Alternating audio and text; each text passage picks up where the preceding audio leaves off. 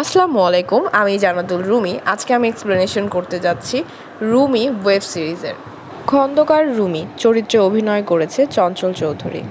কারাগার, আয়নাবাজির মতো দুর্দান্ত অভিনয় করেছে রুমি থ্রিলার ওয়েব সিরিজে।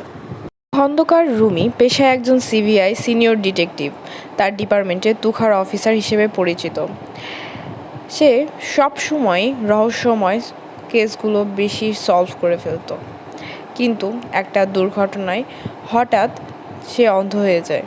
তবে সৃষ্টিকর্তা তার দৃষ্টিশক্তি কেড়ে নিলেও অদ্ভুত একটা ক্ষমতা দেন। প্রতি রাতে বিভিন্ন স্বপ্ন দেখে তিনি আইডিয়া করে বিভিন্ন কেস সলভ করে ফেলেন। এই মাস্টারপিস ওয়েব সিরিজের ফাউন্ডার ভিকি জায়েদ।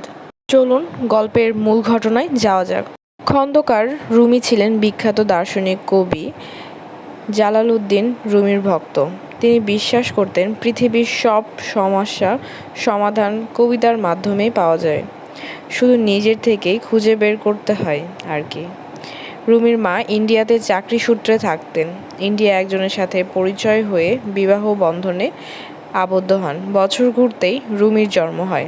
তবে এই সংসার বেশি দিন টেকে নাই। মাত্র 2 বছরের মাথায় রুমি আর রুমির মার ডিভোর্স হয়ে যায়।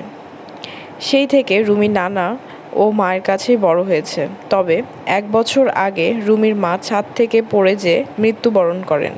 কেউ বলে এটা আত্মহত্যা, কেউ বলে এটা হত্যা। তবে রুমির ধারণা তার মাকে হত্যা করা হয়েছে। কিন্তু 3টা ইনভেস্টিগেশন টিম এই বিষয়ে তদন্ত করেও কোনো কিছুই খুঁজে পায়নি যাতে প্রমাণিত হয় রুমির মাকে হত্যা করা হয়েছে।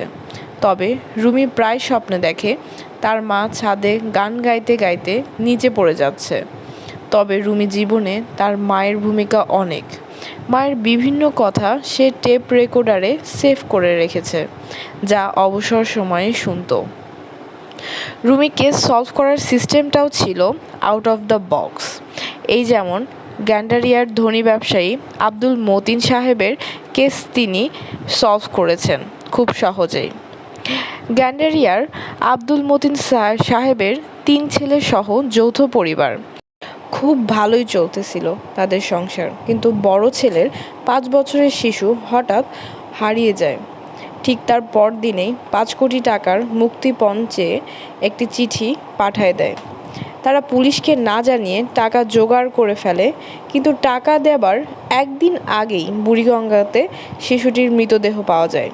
সিবিআই আরিয়ান সন্দেহ করেন বাড়ির কাজের মেয়ে সালেহা ও মিলনকে। দারোয়ান ধরা পড়লেও কাজের মেয়ে সালেহা ভয়ে পালিয়ে যায়। এইসব ঘটনা আরিয়ান পুলিশ মিটিংয়ে ব্রিফ করছিল, কিন্তু আরিয়ানের যুক্তির সাথে রুমি একমত পোষণ করে না।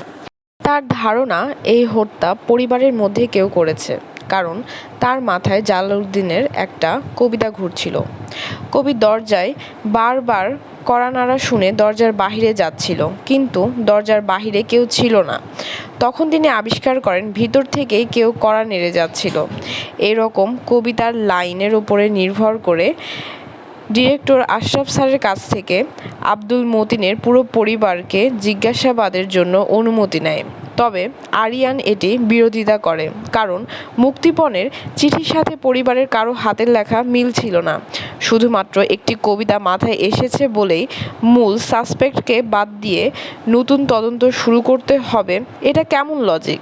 তবে ডিরেক্টর রুমির ওপরে ভরসা করতেন। ডিরেক্টরের অনুমতি পেয়ে অফিসার এশার সাথে মিলে জিজ্ঞাসাবাদ শুরু করে রুমি। এশা রুমের মধ্যে জিজ্ঞাসাবাদ শেষ করলে সবাইকে আলাদা করে টি স্টলে চা খাওয়ার দাওয়াত দেয় রুমি।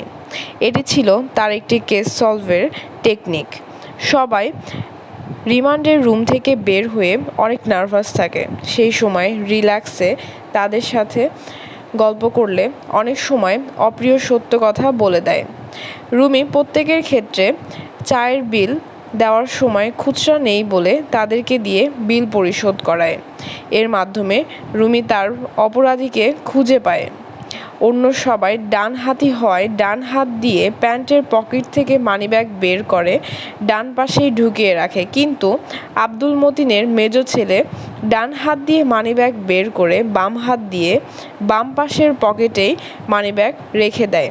এতে প্রমাণিত হয় মেজো ছেলে সাব্যসাচী, অর্থাৎ তার দুই হাতে সমান তালে কাজ করে। রুমির ধারণা, এই মেজো ছেলে নিজের বাম হাত দিয়ে লিখেছে, তাই ডান হাতের মুক্তিপণে লেখা চিঠির সাথে হ্যান্ডরাইটিং মেলেনি। অবশেষে পুলিশের জেরার মুখে দোষ স্বীকার করে নেয় আব্দুল মতিনের মেজো ছেলে। আসলে সে অনলাইনে জুয়া খেলে অনেক টাকা ধার দেনা করে ফেলে। ধার দেনা শোধ করার জন্য তার অনেক টাকার প্রয়োজন ছিল। এজন্য সে তার নিজের ভাতিজাকে অপহরণ করে। যদিও সে তাকে মারতে চায়নি, কিন্তু কান্না থামাতে যেয়ে মুখ চেপে ধরলে সে মারা যায়। কেসটি বিচিত্রভাবে সলভ করার জন্য সবাই প্রশংসা করে রুমির। আরিয়ান অনেক ক্ষেপে যায়। যদি সত্যি অলৌকিক ক্ষমতা থাকতো, নিজের মায়ের মৃত্যুর কেস কেন এখনও সলভ করতে পারেনি? এত সাফল্য দিয়ে কি হবে? কি লাভ যদি মায়ের হত্যার কেস সলভ না করা যায়? এই সব কথা নিয়ে ঝগড়া শুরু হয় আরিয়ান ও রুমির মধ্যে। এটা ছিল রুমি ওয়েব সিরিজের সামান্যতম এক্সপ্লেনেশন। এটা হচ্ছে আমার প্রথম এক্সপ্লেনেশন, তো কোনো ভুল ত্রুটি হইলে অবশ্যই ক্ষমা চোখে দেখবেন। আর আপনাদের কাছে যদি আমার এই ভিডিও ভালো লাগে, সেক্ষেত্রে আমি এই রুমি ওয়েব সিরিজের বাকি অংশটা এক্সপ্লেনেশন করার চেষ্টা করব। আমার সাথে থাকার জন্য ধন্যবাদ। আল্লাহ হাফেজ।